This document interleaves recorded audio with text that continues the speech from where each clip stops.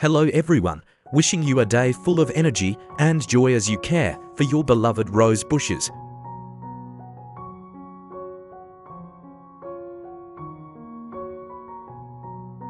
Today, we'll start with a cinnamon solution.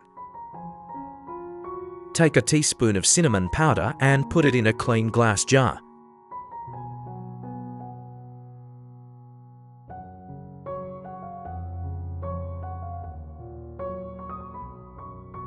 Then add about 500 milliliters of boiling water and stir well to dissolve the cinnamon's essence.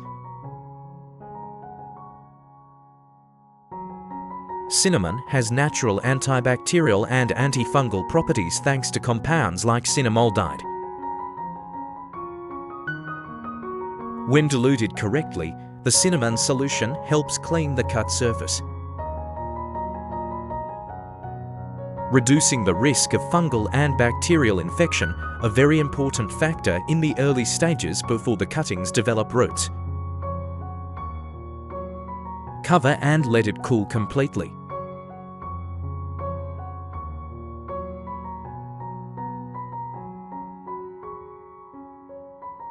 Today, we'll explore a natural method of propagating rose cuttings, combining familiar ingredients from your kitchen. But if used correctly, these ingredients will greatly support root stimulation and recovery after cutting.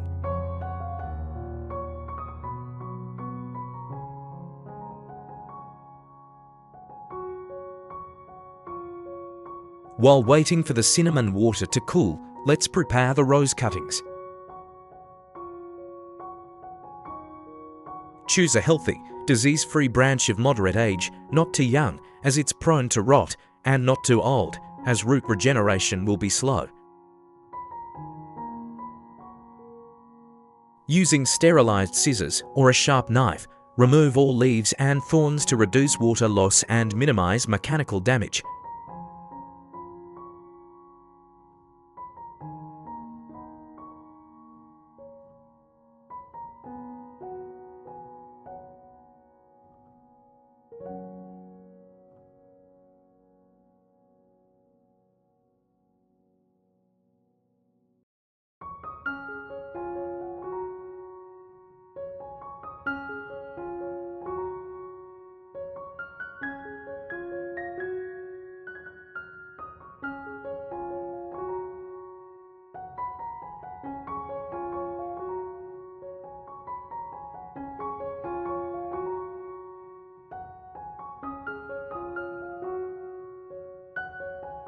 Remove any wilted or damaged petals.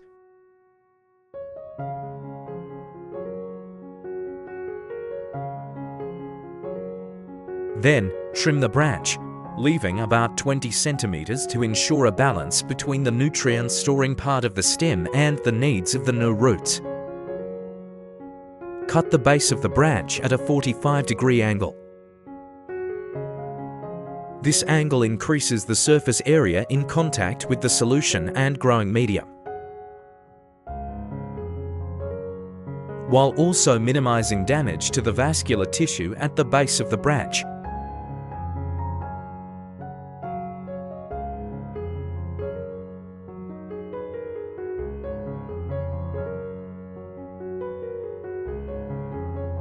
Once the cinnamon solution has cooled, filter out the residue and keep the clear liquid.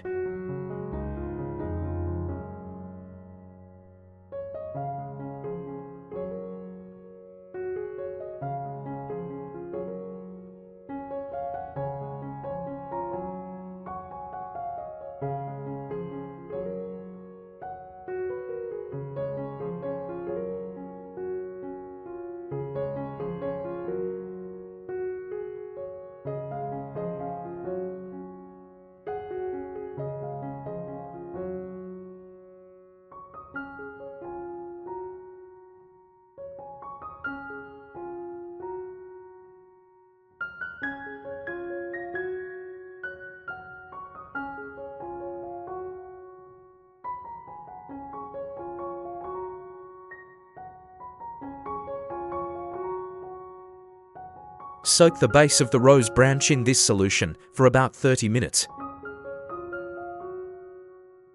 This soaking time is sufficient for the cinnamon essence to exert its mild antiseptic effect, but not too long to avoid drying out the branch tissue.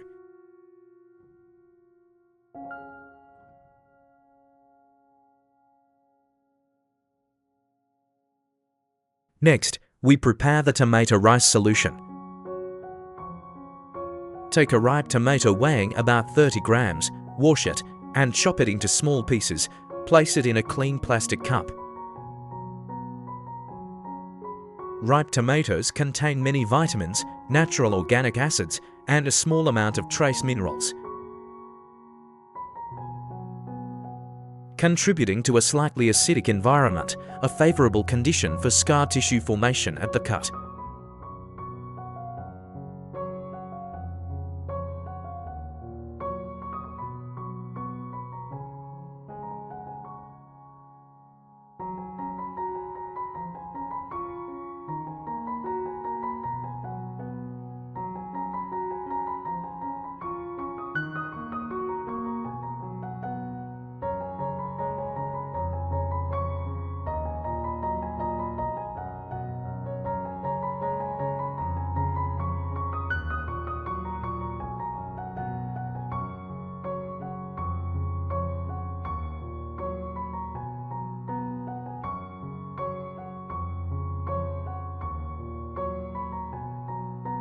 Then, add 5 spoons of rice to the cup.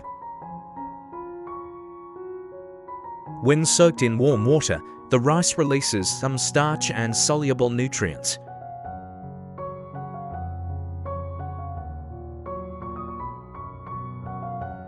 Add about 500 milliliters of warm water to the cup, stir well, and let it sit for 30 minutes to allow the ingredients to blend.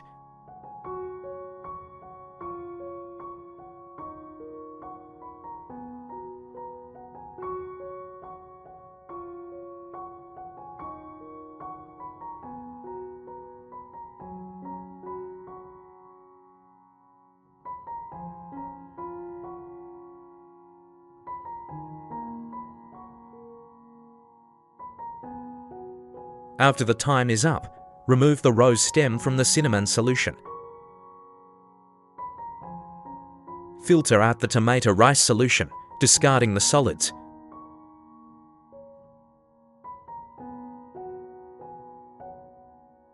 Mix this solution with the cinnamon water prepared earlier. This combination creates an environment with mild antibacterial properties from the cinnamon and gentle organic matter from the tomato and rice, supporting cell division at the base of the stem.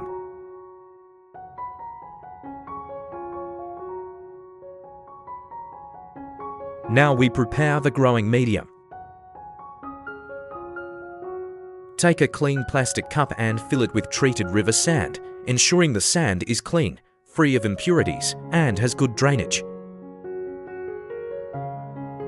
River sand is an ideal substrate for the initial stage because its loose particle structure allows young roots to easily penetrate and prevents waterlogging.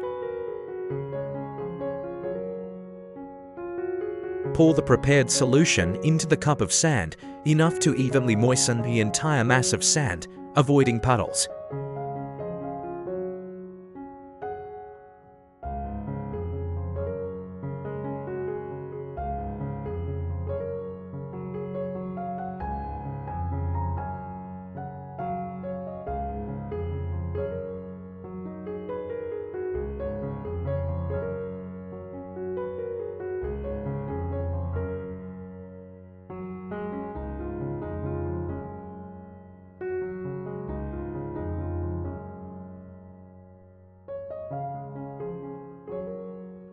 Then, gently insert the rose stem into the center of the cup, ensuring the base is buried about 3 to 5 centimeters deep in the sand. Gently press around the stem to secure it, but don't overpress, maintaining good aeration.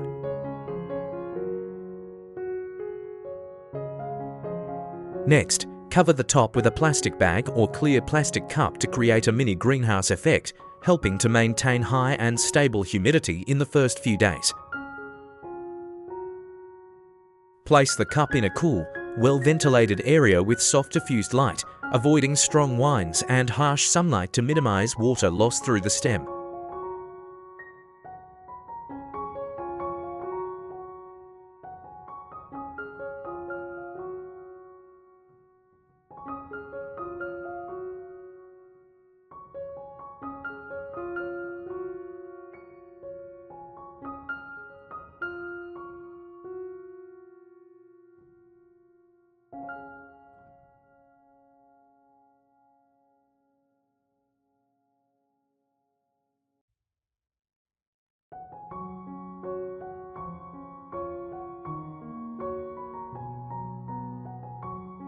After about 10 days, if the temperature and humidity conditions are suitable, you will notice significant changes. The dormant buds on the stem begin to sprout new, vibrant green shoots.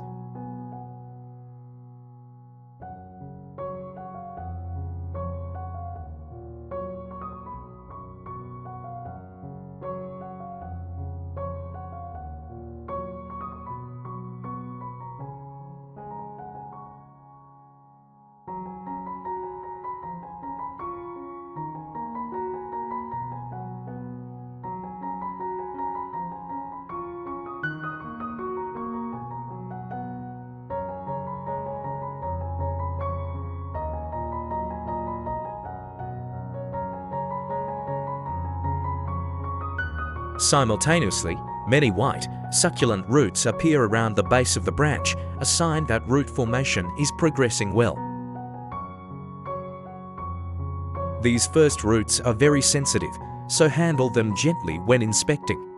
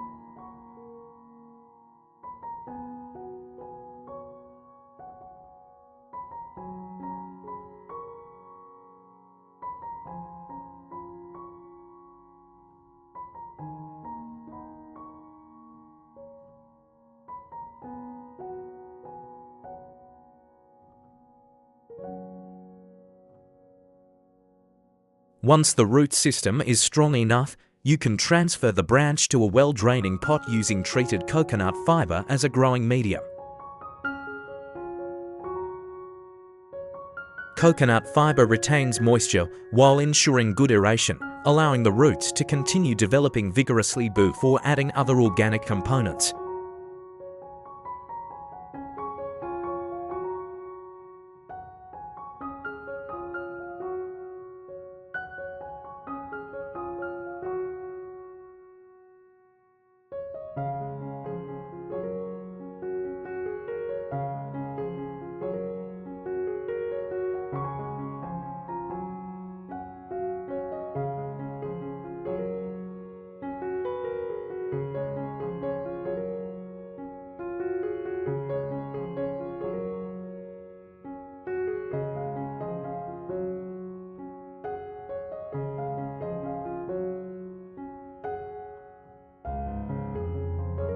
It's clear that successful rose propagation doesn't depend on complex stimulants,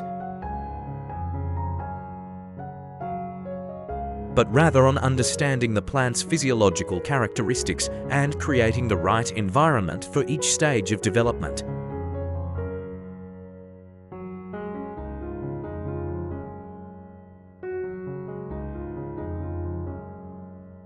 Cinnamon powder helps protect the cut from harmful agents.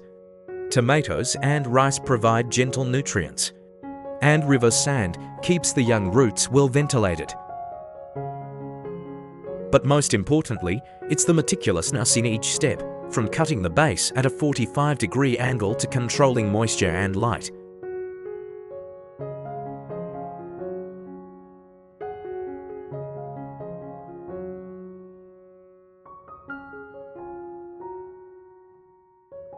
When you see the first shoots emerge and white roots forming around the base, it's not just the result of a formula,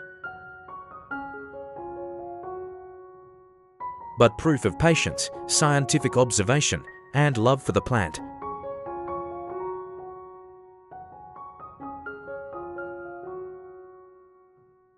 Each propagated rose branch is a step in expanding your garden, a continuation of beauty and fragrance. Hopefully, the method in this article will help you feel more confident on your journey of propagating roses naturally, safely, and sustainably.